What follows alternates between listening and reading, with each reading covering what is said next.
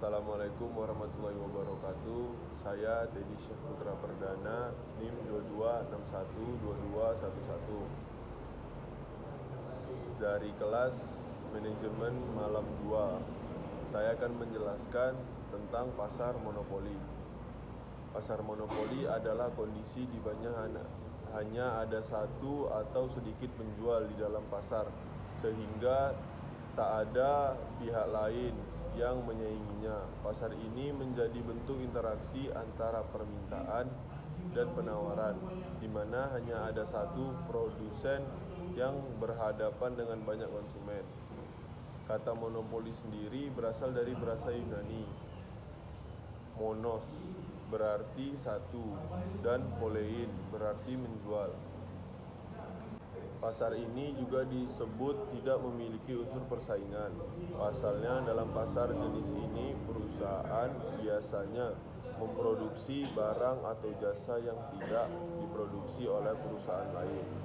Tak hanya itu, pasar monopoli juga tidak bisa atau sulit untuk memasuki pemain baru, seperti lisensi pemerintah, kepemilikan sumber daya, hingga hak cipta menjadi faktor kuat memasuki pasar ini.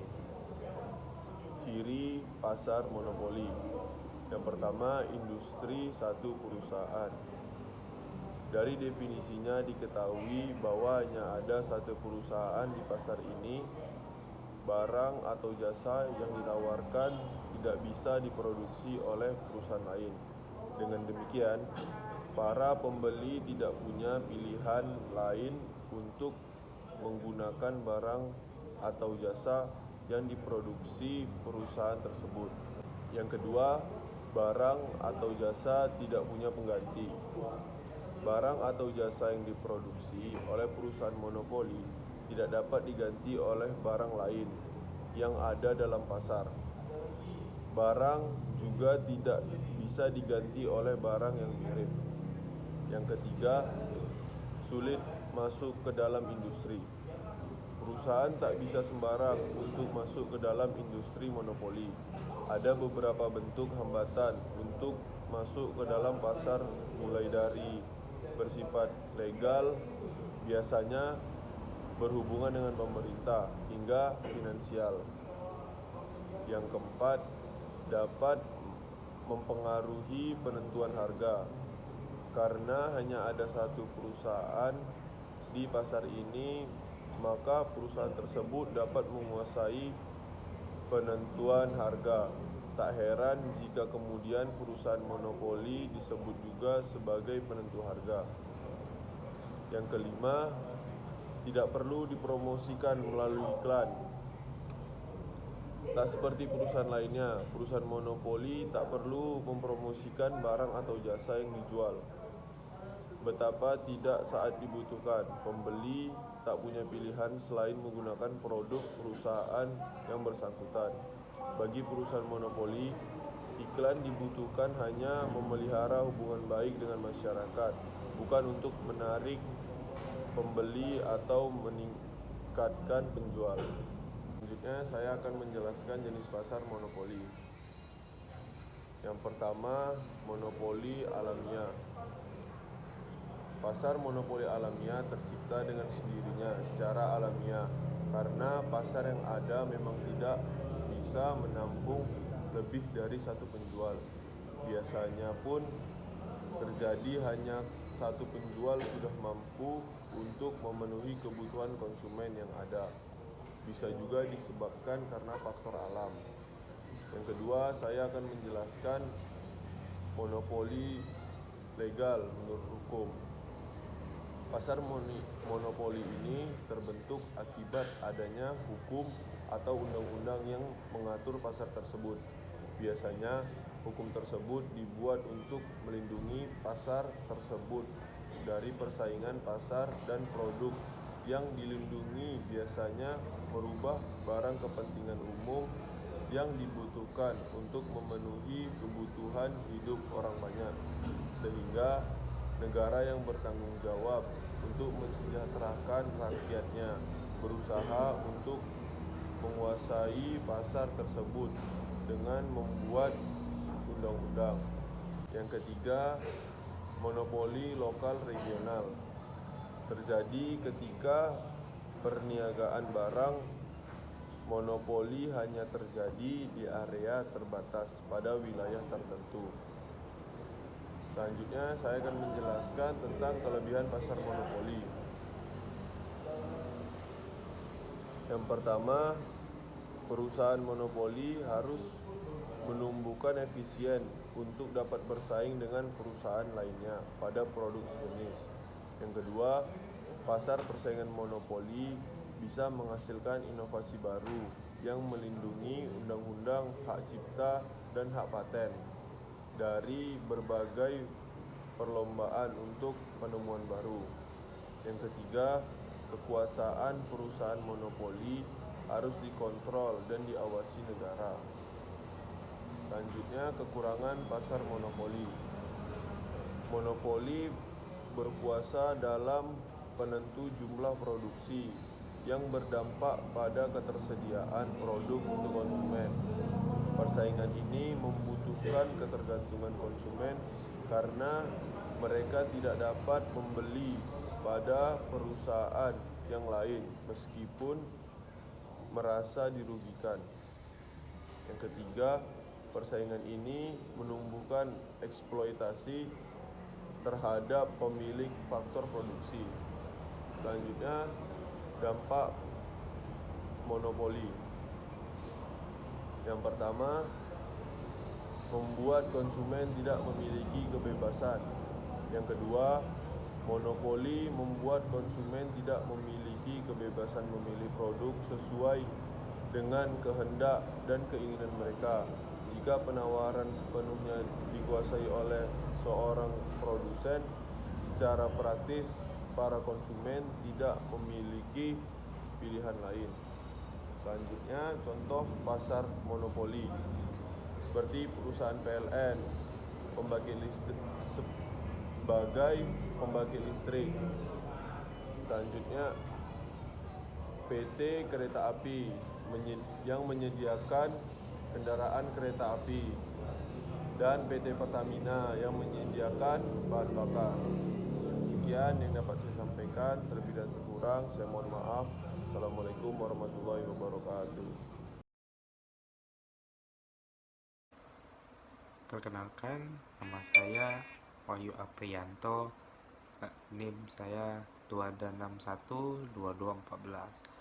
Saya akan menjelaskan tentang pengertian pasar pesaing sempurna. Pasar pesaing sempurna merupakan jenis pasar di mana tidak ada pelaku ekonomi yang mempunyai kekuasaan pasar terhadap harga suatu produk yang homogen.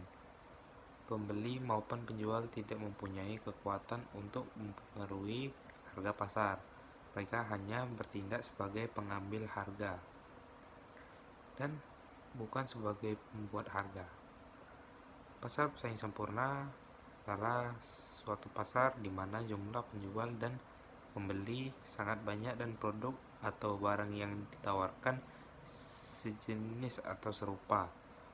Penjual yang harganya lebih tinggi tentu akan ditinggalkan pembeli. Hal ini yang mendorong penjual untuk mengikuti saja harga yang berlaku di pasar. Contoh barang yang bisa dijual untuk pasar adalah beras, gandum, batu bara, kentang, dan lain sebagainya. Pasar pesaing sempurna merupakan pasar di mana penjual dan pembeli tidak dapat mempengaruhi harga, sehingga harga dari pasar betul-benar merupakan hasil kesepakatan dan interaksi. Dalam pasar pesaing sempurna, harga dipengaruhi oleh permintaan, demand, dan penawaran, supply, antara penjual dan pembeli. Pembeli memberikan permintaan antara sifat barang yang akan dibeli, sedangkan penjual menawarkan nilai barang yang akan dijual. Pertukaran antara nilai keduanya adalah salah satu keseimbangan harga. Dalam pasar pesaing sempurna, jumlah perusahaannya pun sangat banyak dan kemampuan setiap perusahaan dianggap demikian kecilnya.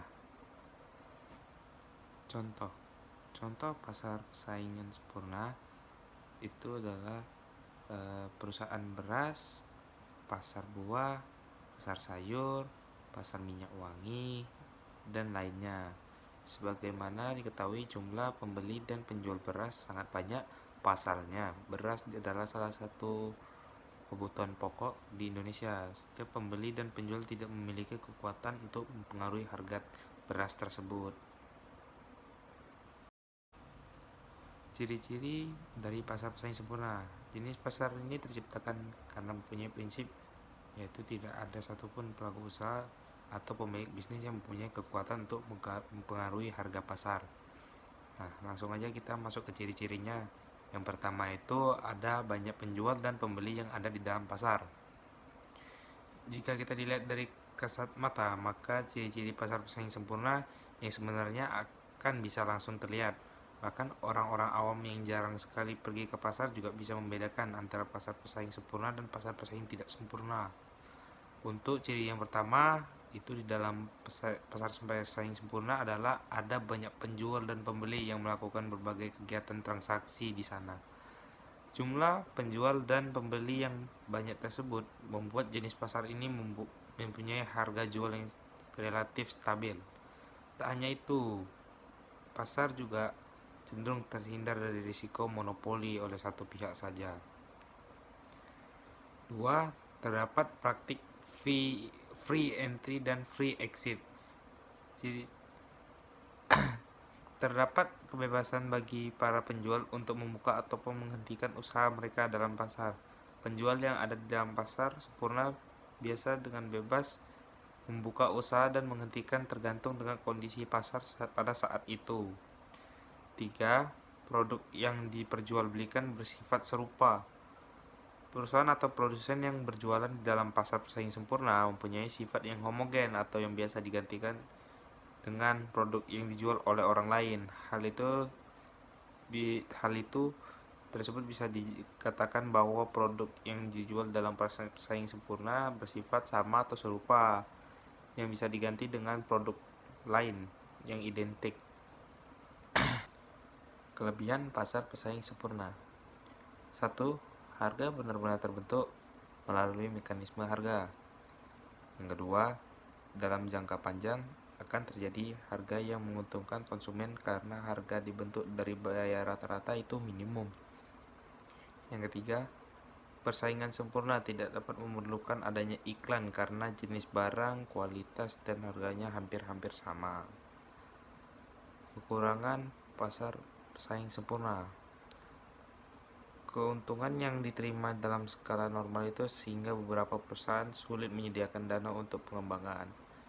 2. Konsumen dapat merasa jenuh dalam pembelian karena produksi pada pasar adalah produk homogen. 3. Pasar pesaing sempurna dapat menimbulkan biaya sosial. Perusahaan yang abai dengan biaya sosial akan menimbulkan kegiatan produksi yang merugikan masyarakat. Sekian yang dapat kami sampaikan. Saya ucapkan terima kasih.